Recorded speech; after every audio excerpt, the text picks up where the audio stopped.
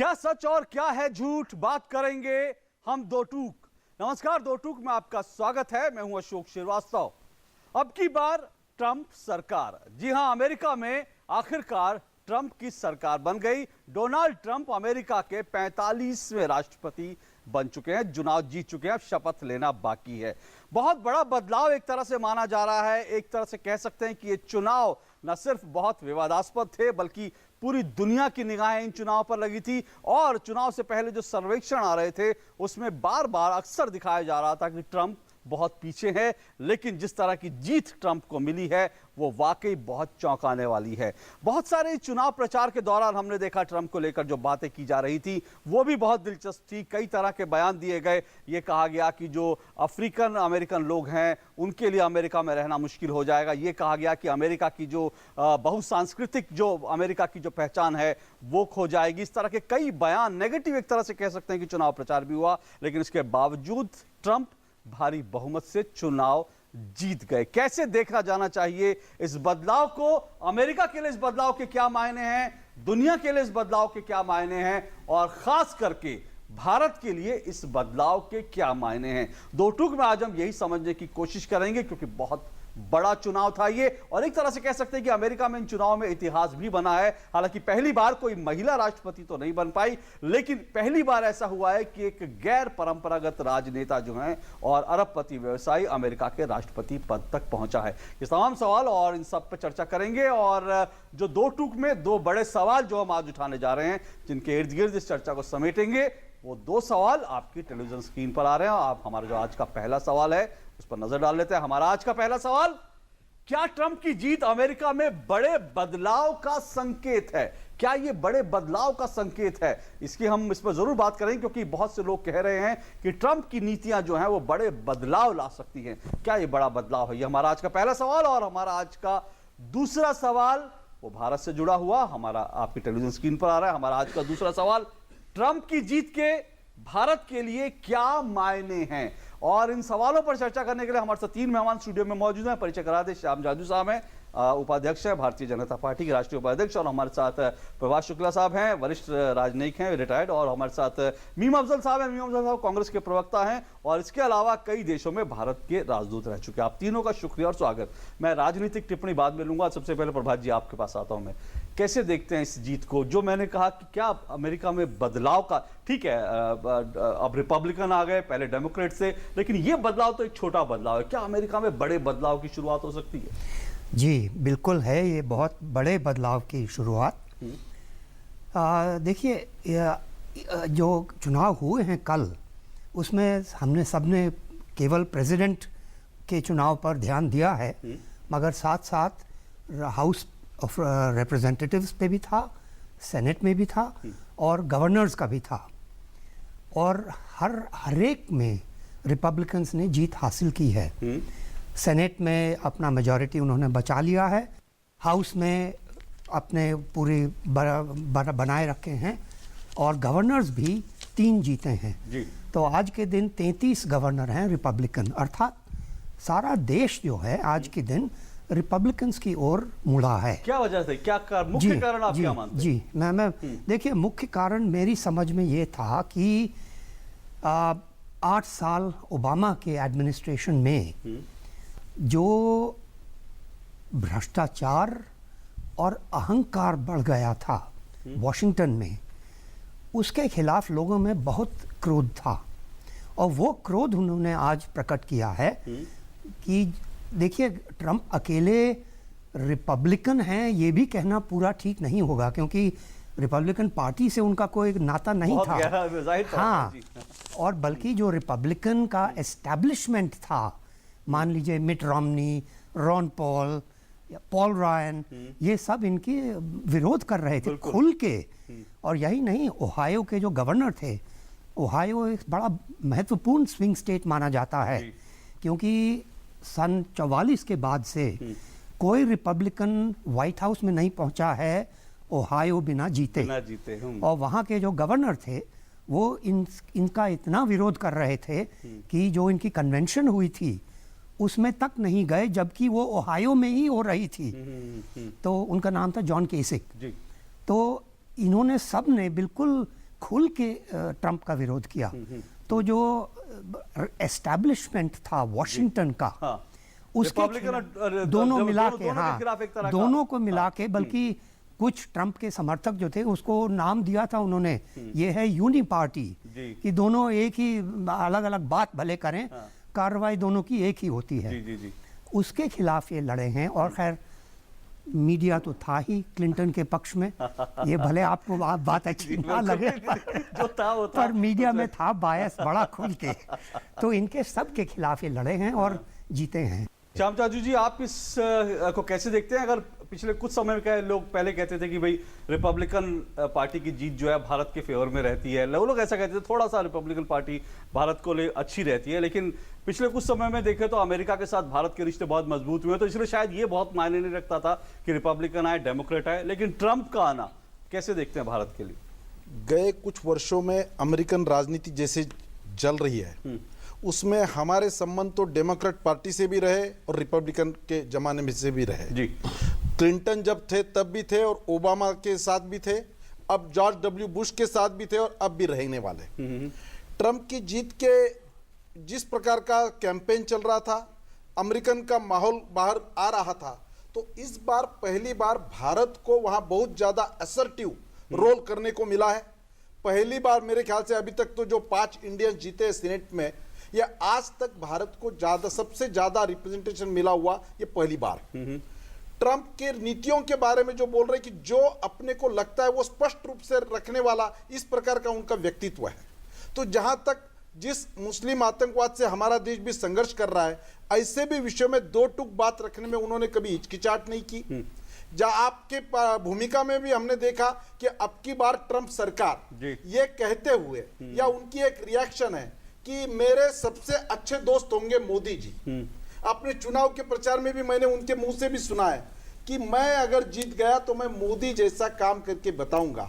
तो मुझे ऐसा लगता है कि एक प्रकार से मोदी जी के नेतृत्व पर उन्होंने की हुई टिप्पणी है, उनको दिया हुआ सर्टिफिकेट है, और दूसरी ओर वो भारत की ओर किस प्रकार से देखते हैं इसका भी उसके इसमें व्यक्त होता है। तो मुझे ऐसा लगता है कि अमेरिकन राजनीति में भारत का प्रभाव मोदी जी आने के बाद विश्व पटल पर जैसे हमारा बढ़ा है वो बढ़ते रहेगा और आने वाले दिनों में और ज्यादा स्पष्ट होगा। मियां अफजल साहब, आप सहमत है कि अमेरिकी राजनीति में भारत का प्रभाव जो है, भले ही इन्होंने जो श्याम जाजू जी ने बात की, लेकिन मैं मानता हूं बीजेपी कांग्रेस दोनों ने विदेश नीति के मोर्चे पर देखे तो एक तरह की निरंतरता दिखाई देती है और अमेरिका से संबंध प्रगाढ़ हुआ, और अब आपको लगता है कि ट्रंप के आने से संबंध और प्रगाढ़ होंगे भारत के? देखिए, अमेरिका के साथ हमारे संबंध कोई अभी मोदी जी के आने के बाद मैं तो पहले ही कह दिया, पहले से ही चला आ रहा है और हमारे रिश्तों में बेहतरी आई है, बिल्कुल। लेकिन मैं इस बात को ज़्यादा नहीं मानता हूँ। कल भी मैंने कहा था कि क्लिंटन आए या ट्रंप आए, हमको कोई बहुत ज़्यादा फर्क पड़ने वाला नहीं है जी। बुनियादी बात है, अभी श्याम जाजू जी ने जैसे टेररिज्म का हवाला दिया, पाकिस्तान के साथ उनका रिश्ता कैसा रहेगा, ये बड़ा इंपॉर्टेंट है। बिल्कुल। और सवाल खाली ये नहीं है रिश्ता रखना, मैं एक और बहुत सा अहम सवाल पूछता हूँ, क्या हथियारों की सप्लाई पाकिस्तान को बंद की जाएगी?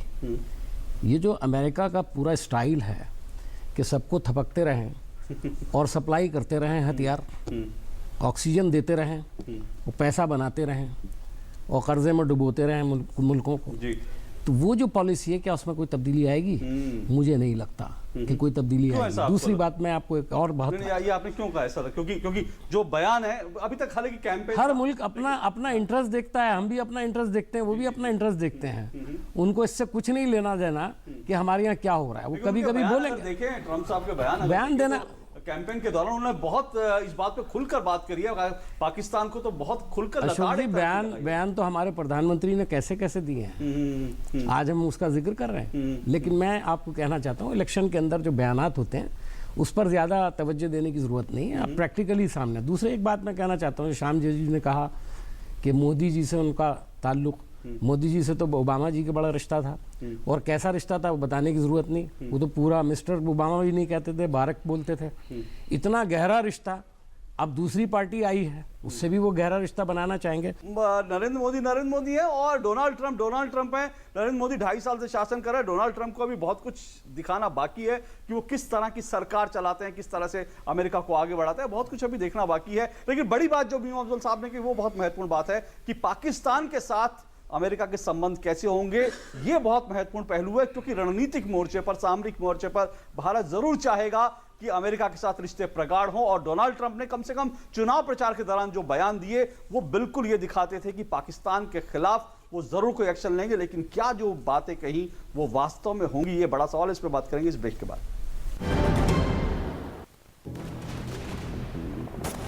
फायर करता हूं मैं तेज और जोरदार। प्रॉब्लम सॉल्व करना अच्छा लगता है। ऊंचाई पर बैठे दुश्मन से मुकाबला प्रॉब्लम है। 2 पॉइंट्स डाउन होना प्रॉब्लम है। और प्रॉब्लम्स जितनी बड़ी, जीत उतनी खास। What do I like more, जंग लड़ना या पिस्टल फायर करना? आई लाइक द फैक्ट कि मैं दोनों भारत के लिए करता हूँ। हम है भारत के सबसे एक्साइटिंग वर्क प्लेस और हम दे रहे हैं आपको एक ऑफर। भारतीय सेना, आम नहीं ये जिंदगी।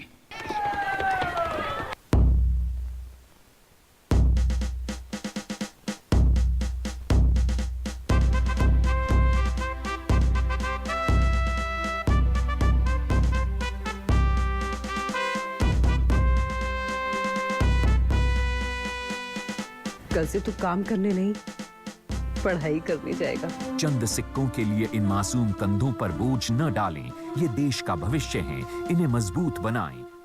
खाना रखा है अब्बू, खा लो। ठीक है फरदीन 11वीं क्लास में एडमिशन मिल गया?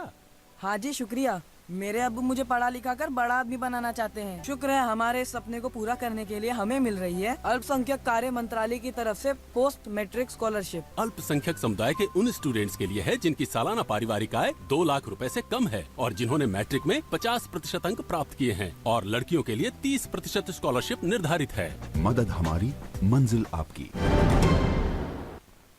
दो टूक में आपका एक बार फिर स्वागत है। आज हम बात कर रहे हैं अमेरिकी राष्ट्रपति चुनाव की। अब की बार ट्रंप सरकार, तो अमेरिका में डोनाल्ड ट्रंप अमेरिका के राष्ट्रपति बन चुके हैं और कैसे देखा जाना चाहिए इसको। अमेरिका में ये एक बड़े बदलाव की शुरुआत हो सकती है। ब्रेक पे जाने से पहले हमने बात की, लेकिन क्या भारत अमेरिका संबंधों में भी एक बड़ा मील का पत्थर साबित हो सकता है यह बदलाव? इस पर हम बात कर रहे हैं। हमारे साथ श्याम जाजू जी बीजेपी से, प्रभाष शुक्ला जी जो कि वरिष्ठ राजनयिक है, और साथ साथ मीम अफजल साहब कांग्रेस के स्पोक्सपर्सन हमारे साथ जुड़े हुए हैं। प्रभाष शुक्ला जी, पाकिस्तान को लेकर के एक बहुत महत्वपूर्ण बात है, क्योंकि इस वक्त जिस तरह से आतंकवाद का सामना भारत कर रहा है, बराक ओबामा साहब भी खड़े नजर आते थे, हर अमेरिकी राष्ट्रपति ने कहा कि आतंकवाद पे खड़ा, लेकिन एक्शन में वो दिखता नहीं था। लेकिन अगर हम इनके स्टेटमेंट देखें, इन्होंने जिस तरह के स्टेटमेंट दिए, 2012 में डोनाल्ड ट्रंप ने ट्वीट किया था कि पाकिस्तान को माफी मांगनी चाहिए जिस तरह से उसने ओसामा बिन लादेन को अपने यहां छुपाया। फिर उन्होंने चुनाव प्रचार के दौरान भी यह कहा कि पाकिस्तान कई बार अमेरिका को धोखा दे चुका है और उसका बिल्कुल जो है उसका बदला लेना चाहिए, मैं पाकिस्तान को सबक सिखाऊंगा।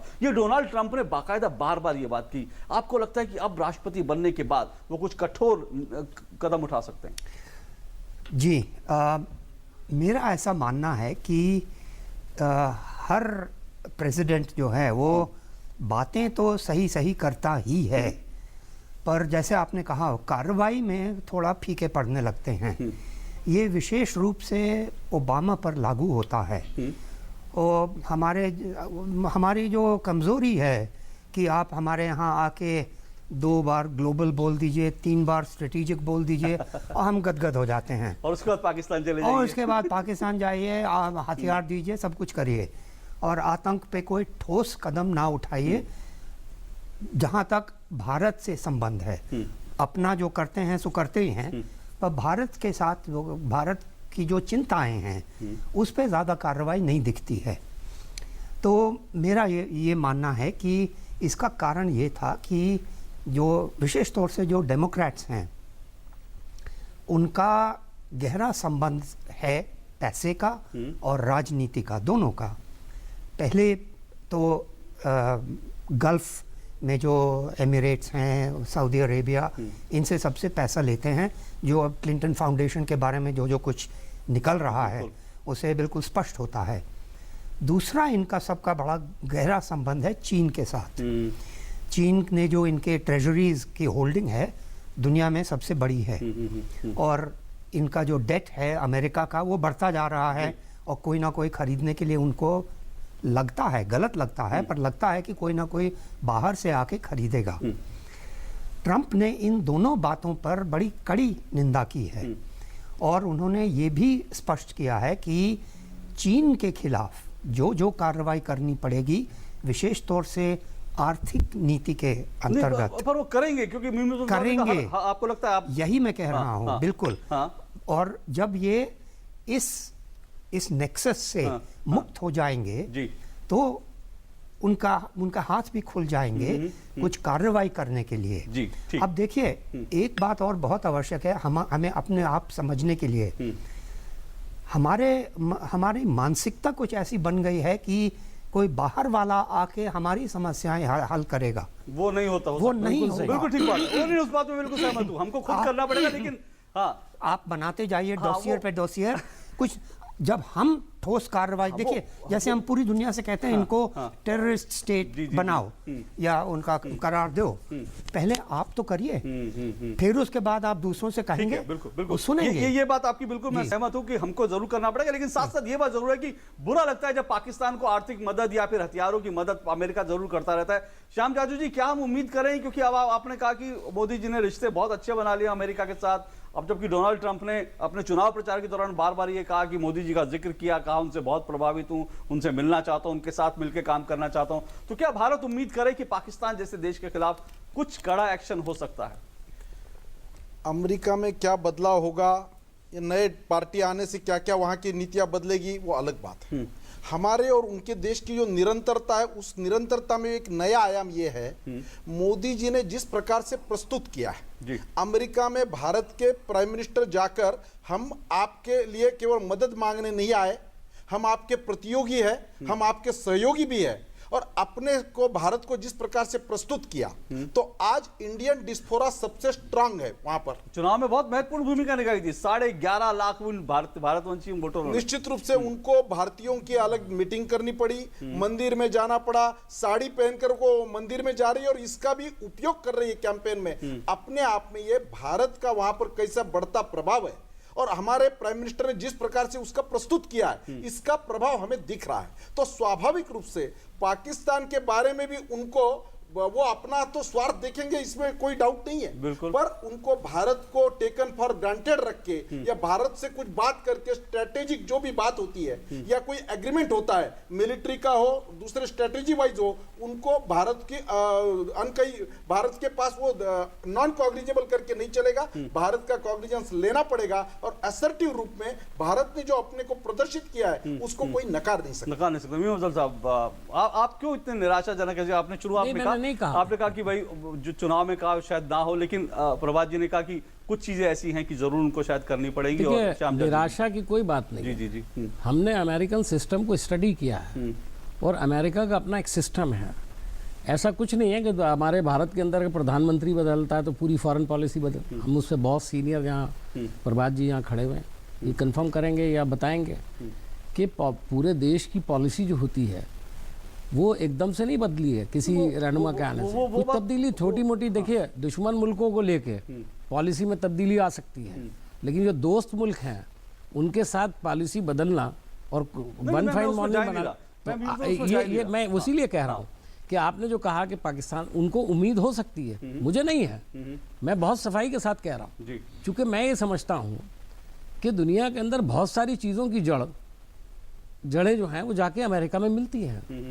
पूरा मिडल ईस्ट का जो कुछ हुआ, एक ज़माने में जब बुश थे तो इराक़ तबाह हुआ, ईरान तबाह हुआ, उसके बाद जब नए प्रेसिडेंट ये आए बाराक ओबामा साहब, तो सबने उम्मीद की कि शायद उनकी पॉलिसी बदलेगी, लेकिन उसके बाद लीबिया हो गया, उसके बाद ये सीरिया हो गया, ये तमाम चीज़ें हो गई।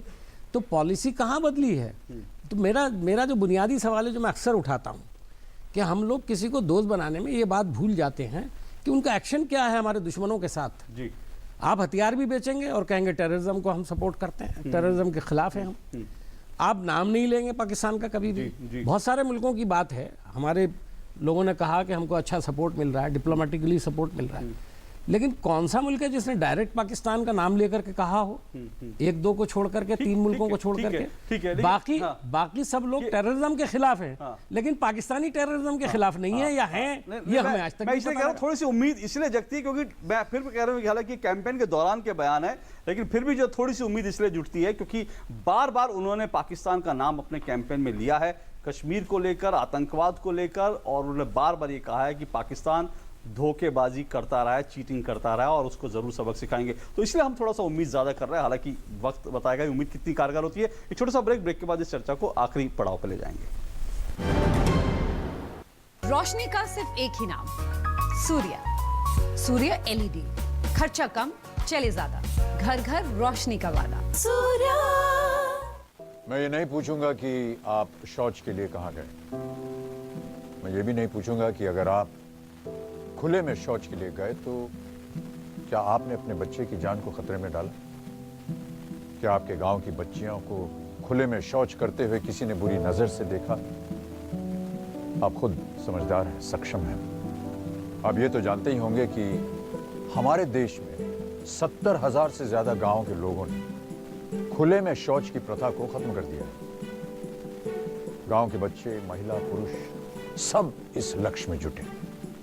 निगरानी समितियां बनी जिन्होंने खुले में शौच कर रहे लोगों को समझाया, शौचालय बनाए, उनका इस्तेमाल करना सिखाया। क्या आपका गांव भी बनेगा खुले में शौच से मुक्त? आइए स्वच्छ भारत अभियान से जुड़िए, अब नहीं तो कब। आप समझ क्यों नहीं रहे? वो बहुत परेशान करते हैं मुझे, रैगिंग के नाम पे टॉर्चर करते हैं। सीनियर्स रैगिंग नहीं करेंगे तो तुम स्मार्ट कैसे बनोगे? तुम्हारा कॉन्फिडेंस कैसे बढ़ेगा? Be a man. I am sorry बेटा, आई एम रियली सॉरी। आपके बच्चे की छोटी सी शिकायत किसी बड़ी मुसीबत का पैगाम हो सकती है, उसे नजरअंदाज ना करें। Don't ignore, take action.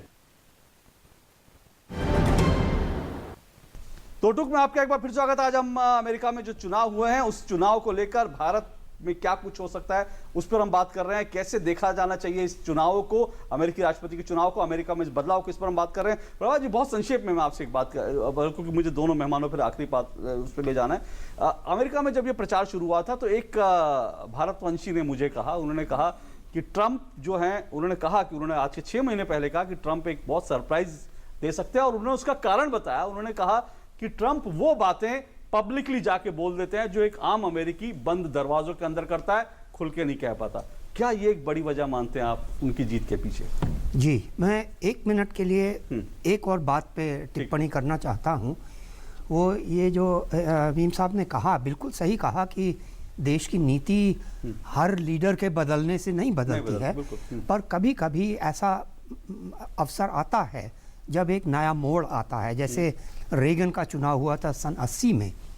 मेरा मानना है कि ये चुनाव भी उसी प्रकार का है, क्योंकि जो नीतियां अमेरिका ने अपनाई थी अब तक, वो एक डेड एंड पे पहुंच गई थी, और नाहक को ये रूस से दुश्मनी साध रहे थे। और अगर क्लिंटन जीतती तो फिर वो नो फ्लाई जोन वगैरह करने में अवश्य उनकी मुठभेड़ होती रूस के साथ। मेरा मानना है कि ये ट्रंप इसको सबको बदलेंगे, और इसके साथ साथ जो और कोरोलरीज हैं उनको भी बदलेंगे।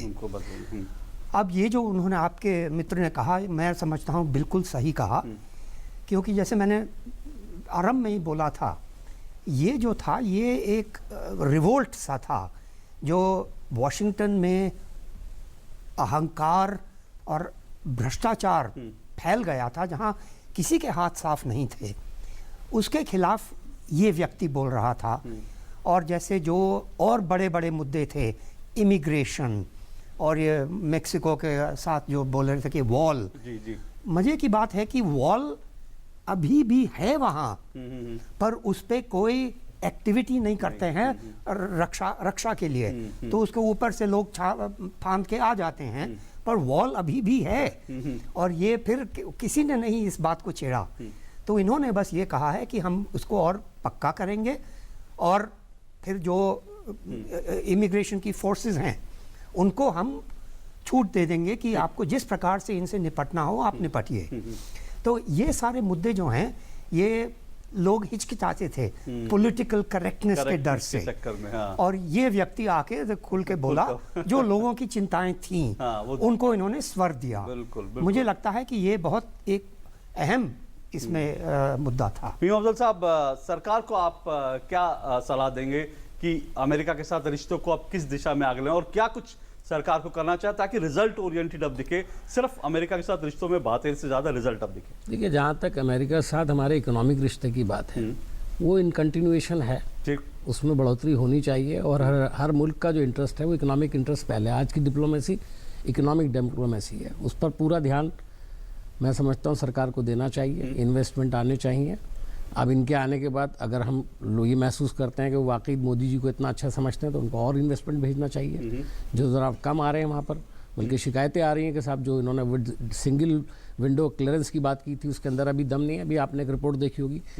लेकिन हमारा जो अमेरिका के लिए बहुत इम्पॉर्टेंट इशू है वो है टेररिज्म, और टेररिज्म के मामले में टेस्ट होगा ये, बिल्कुल ट्रंप का टेस्ट होगा।